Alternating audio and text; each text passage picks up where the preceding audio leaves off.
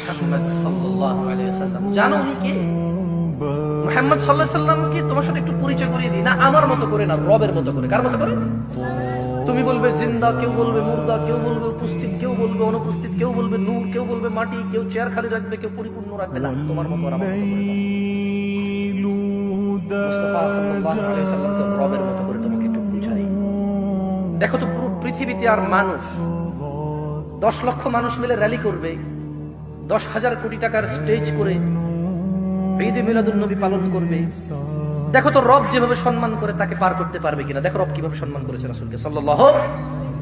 দেখো মুস্তাফা সাল্লাল্লাহু আলাইহি ওয়াসাল্লাম সম্পর্কে রব বলছে মুহাম্মদ সাল্লাল্লাহু আলাইহি ওয়াসাল্লাম।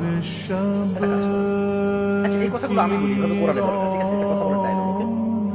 আমি সেটাই কোরআনের কথা যেটা আমি কোরআন পড়ে ট্রান্সলেশন করি, ওকে? এটা একটা কথা বলার ধরন। আচ্ছা, মুহাম্মদ সাল্লাল্লাহু